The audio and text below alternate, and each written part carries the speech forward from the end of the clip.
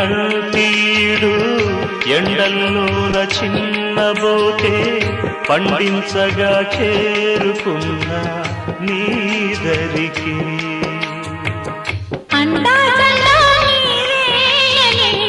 పండగంతా నాదేనని ఉండి ఉండి ఊగింది నా మనసే.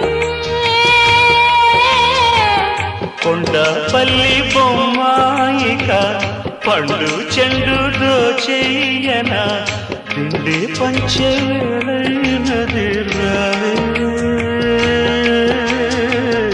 దిండి పంచేవేళైనది రావే.